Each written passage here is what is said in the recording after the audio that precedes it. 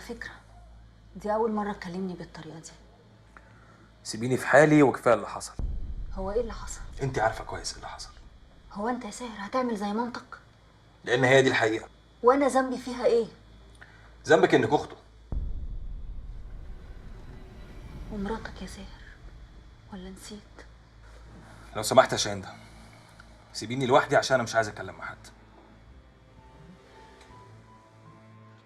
هو أنت يا ساهر مسيبني بيتي وجايبني مقعدني هنا مع باباك ومامتك اللي هي أصلا مش طايقاني، ولا أنت كمان بقيت طايقني، وفي الآخر بتعامل المعاملة دي؟ طب أنا قاعدة هنا ليه؟ ما ترجعني بيتي. انا مش هسيب ابويا وامي لوحدهم، ولما قرر نرجع بيتنا هبقى اقول لك.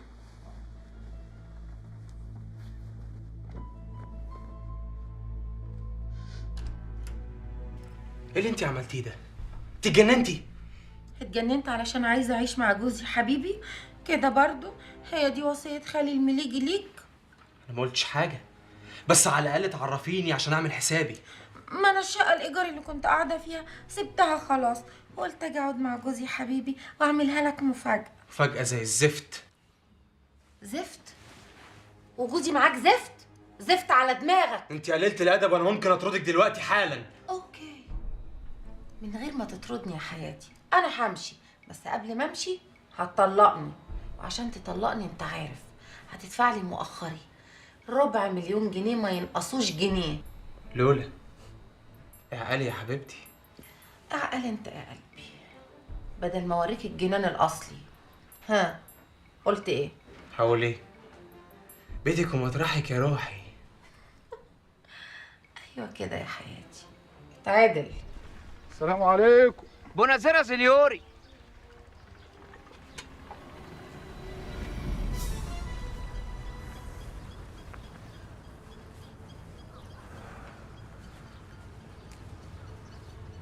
السلام عليكم يا باشا. يا باشا منصور هيسلم عملية كبيرة بعد بكرة الفجر. فين؟ ورا الجبل الأصفر عند الكيلو 70. متأكد؟ عيب يا باشا، دي فرصتي وجات لي لحد عندي عشان أسلمك رقبة منصور تفش فيها غلك. الولد ده في أخبار عنه؟ لا لسه يا باشا، بس والنعمة الشريفة أول ما أعرف عنه حاجة أقول لك على طول. اسمع مصطفى، أنا عايزك تفتح عينيك، مش عايزه يفلت. لو فلت ورحمة الغالية رقبتك قدامه. يا باشا ما تقولش كده، ده إحنا خدامينك. أنا عارف يا مصطفى.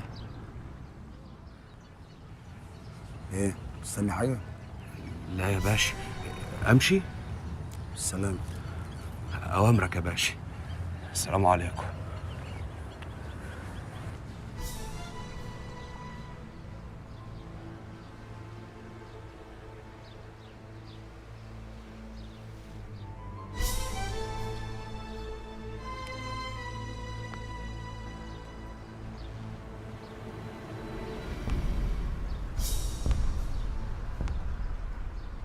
على فكرة انت السبب في الموضوع ده. انا السبب ليه يا ايمان؟ يا ماما انت مش واخدة بالك انك فضلتي تدلعيه لغاية ما اتعوج علينا واتجوز رقاصة؟ انا برضو يا ايمان. ايوه يا ماما، طول عمرك بتفرقي بينا، وكل ما اكلمك في الموضوع تتحججي لي ب100 حجة وتقولي لي لا ده راجل محدش هيحاسبه. انا عمري ما فرقت بينكم، انتوا الاتنين ولادي وماليش غيركم. لا فرقتي يا ماما. حرام عليك يا ايمان، ما تظلمنيش، انا اللي فيا مكفيني. خلاص يا ماما اهدي. انت شفتي الرقاصة دي فين؟ جات لي لغايه هنا ومعاها شنطه هدوم بمنتهى البجاحه اللي في الدنيا، وقال ايه عايزه تعيش معانا. يا نهار ابوها اسود، هي الولية دي اتهبلت ولا ايه؟ والله العظيم انا كنت حاسة انها هتعمل كده من الاول. ايه يعني انت يا ايمان كنتش عارفه ان اخوكي متجوز واحده زي دي من ورايا وخبيتي عليا ليه؟ حرام عليكي. انا اسفة يا ماما، بس والله العظيم حاولت اتصرف من وراكي. انا ما كنتش متخيله الولايه دي هتتهبل وتيجي تقعد لك هنا في البيت يا ماما. دي مصيبه يا ايمان، هنعمل ايه؟ في اي اسئله تانية يا رجاله؟ لا تمام يا فندم. في تنبيه مهم لازم كلنا نعرفه. منصور البطاش لازم يجي هنا حي، واي اذيه هيتعرض لها هيعرض العمليه كلها للفشل. واضح؟ واضح يا فندم. اتفضلوا، ربنا معاكم.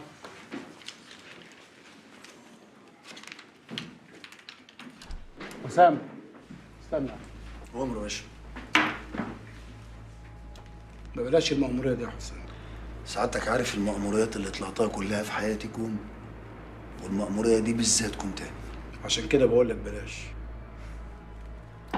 متقلقش سعادتك، طمن.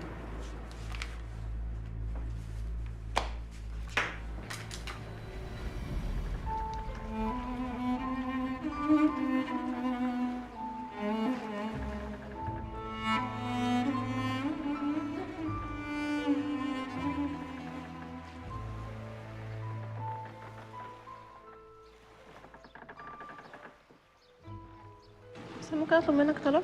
انت تطلبي طلب واثنين وثلاثة واربعة. ممكن تغمض عينيك ما تفتحش غير لما اقول لك؟ غمض عينيا. حاضر اهو، غمضت عينيا. خليك مغمض. ها؟ يا ست اديني مغمض اهو. غمض عيني ما تفتحش. واحلم معايا وهات ايديك. فتح بقى. مش مفتح، ايه رايك بقى؟ اهو فتحت. الله، ده حلو قوي الخاتم ده. ايه رايك؟ استني بقى، ده يتلبس هنا؟ لا هنا كده. كل سنه وانت طيب. تصدقي ان انا كنت ناسي؟ ربنا ما يحرمنيش منك. الله يحرمني منك.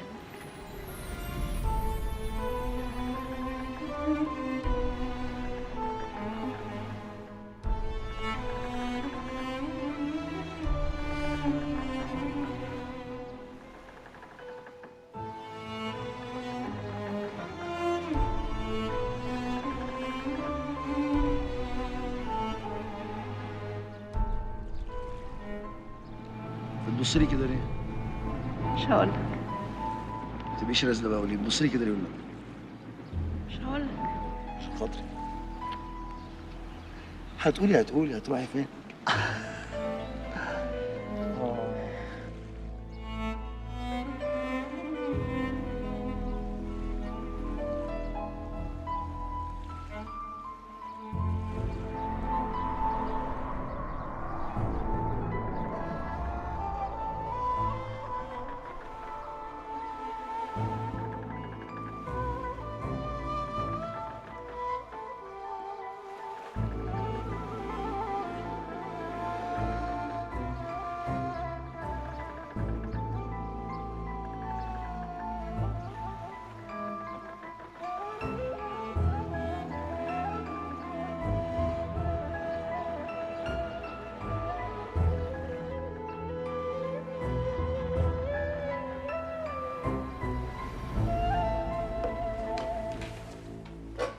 ايوه يا محمد، عينيك على اخوك، مش عايز يتهور ويبوظ العمليه.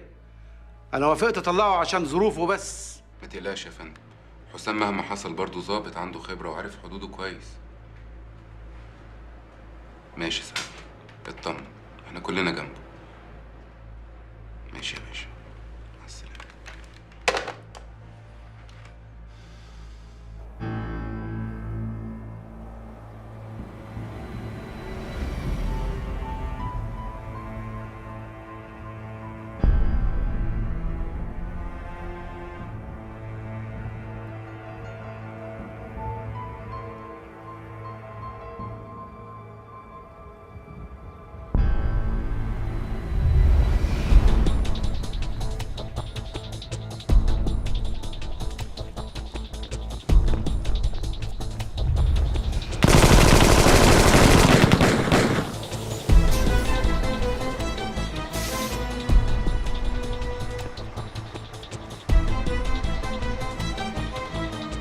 ارمي سلاحك انت وهو، انزل على ركبك.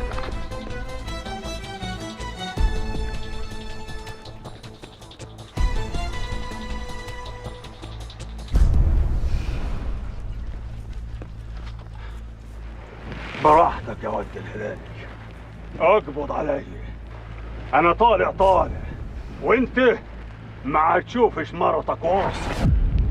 حسام، لا يا حسام.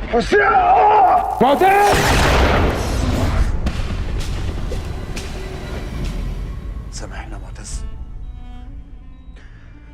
سامحنا صاحبي. والله العظيم ما كان قصدي. ده انت الوحيد اللي عارف انه ما كانش قصدي. انا كنت في دنيا تانية يا معتز. ما كانش في دماغي غير سلمى وطارق. معتز، استرها يا رب، استرها يا رب عشان خاطر بنته ومراته. معتز حبيبي يا حسام، حبيبي ايه اللي حصل لك؟ ايه اللي حصل له يا حسام؟ الحمد لله يا مين مان. عمل فيه كده؟ استهدي بالله بس. انت كنت فين يا حسام؟ انا كنت موجود والله. احنا حصل له ايه؟ حصل تعامل اثناء المأمورية الله يحرق المأموريات بتاعتكم على الشغلانه بتاعتكم، حسبي الله ونعم الوكيل في اللي عمل فيه كده. اهدي بس يا مدام ايمان، ان شاء الله طب خير. الدكتور قال لك ايه؟ هسأل الدكتور عن الحالة طب بالظبط. روح اسال الدكتور يا حسام.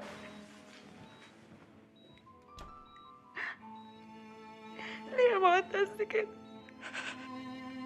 حسبي الله ونعم الوكيل في اللي عمل فيك كده.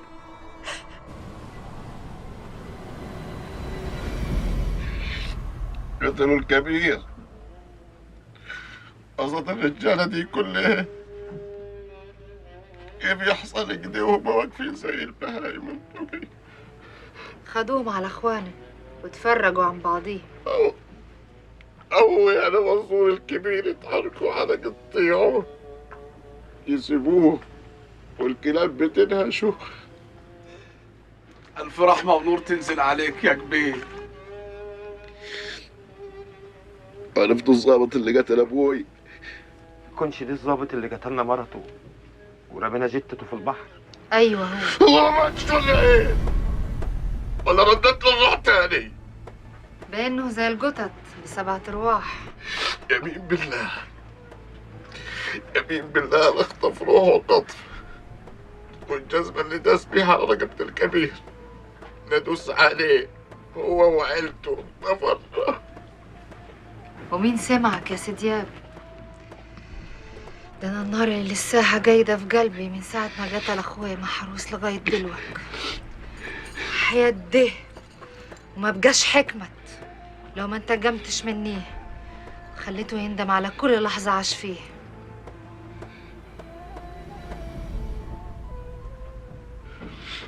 والظابط التاني اللي وقع حصل له ايه؟ لحقونا قالوه على المستشفى. كفاية نيته، كفاية نيته باللي كان عاوز يعمله مع أبوي.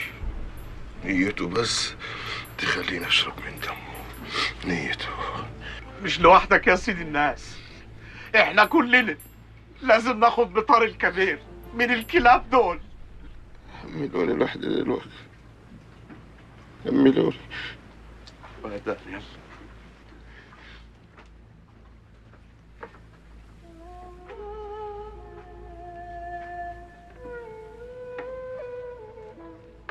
سامحني يا كبير، سامحني يا أبوي.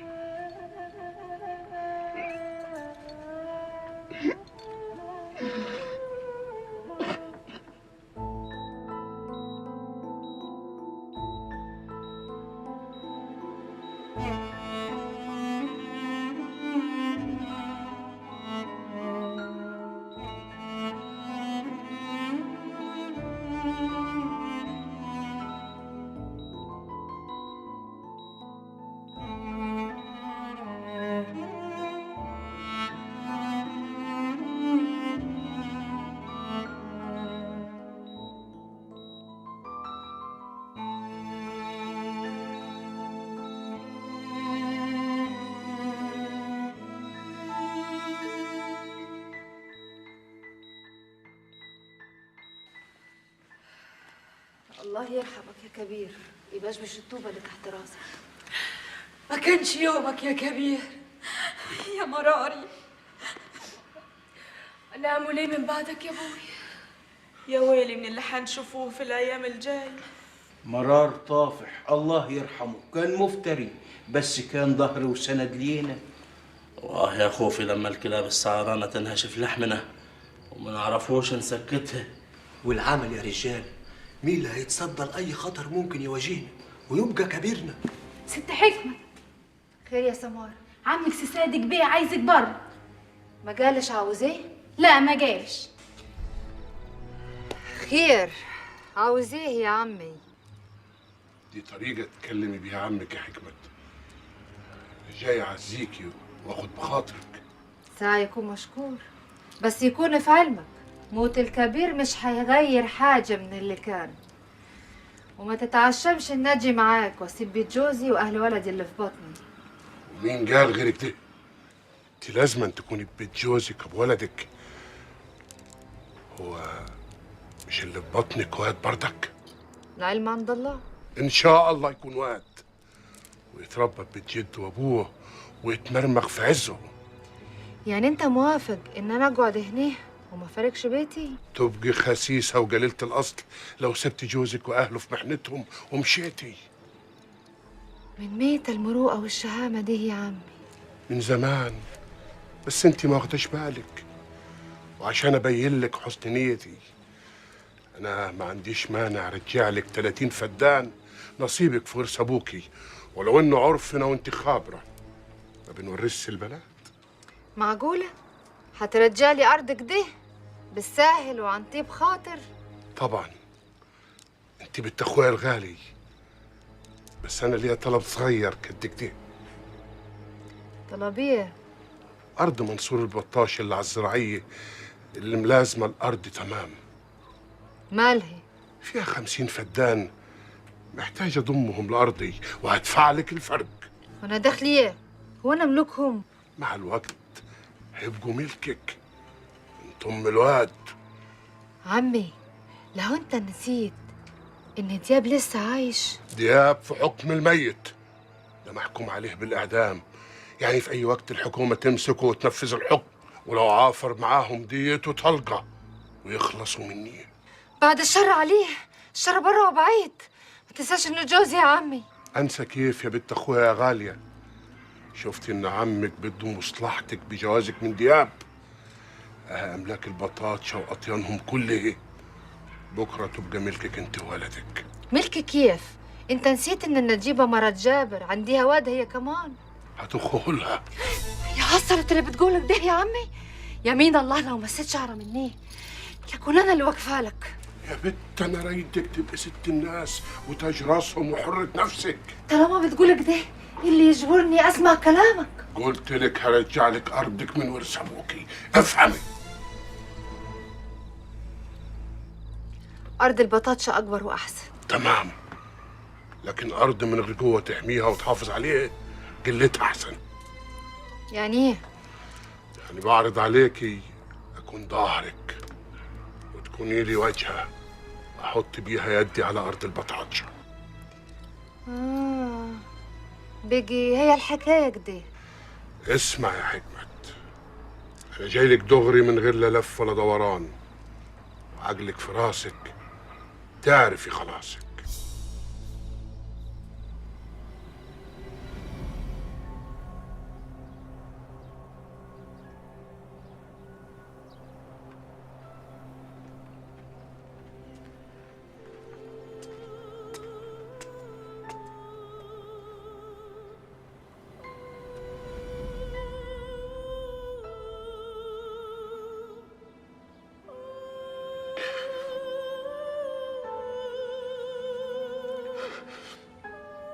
مت يا ابوي، مت وقابلت دياب لحاله. ما انت عارف يا ابوي ماليش غيرك في الدنيا دي. نامي نامي وارتاحي يا سلمى. خلاص يا حبيبتي، خدت لك طارق انت وسلمى الصغيره. لو كان عليا لي عاوز ادفن جارك في قبرك. وحشتيني ومستني اليوم اللي قبلك فيه بفارغ الصبر. اوعاك تفكر يا ابوي اني بعدك عايش في الدنيا دي. الدنيا بعدك بقيت قبر كبير يا ابوي، كبير كبير. مهما وصفت لك قد ايه وحدتي من غيرك مش هتصدقي. الله يرحمك يا حبيبتي. سامحني يا جابر، سامحني يا اخوي، قتلوك قدام عيني وما قدرتش اعمل اي حاجه. عمري ما حبيت ولا احب حد قدك. الرصاص اللي دخل صدرك دخل صدري وقلبي كمان. عارفة يا سلمى، من ساعة اللي حصل وانت صورتك قدام عيني بتخيلك وبقعد معاكي وباخدك في حضني، بس لما بفوق وبلاقي نفسي لوحدي بتعب. انت مت يا جابر، بس والله انا لحد دلوقتي بنسف، والله بنسف يا ابو. بتعب قوي يا سلمى.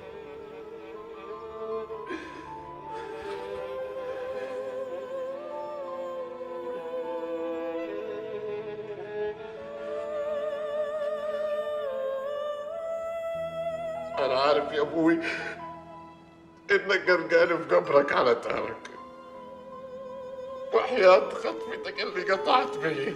بسم الله الرحمن الرحيم. لا خد بتارك أو أنا أرجع لك.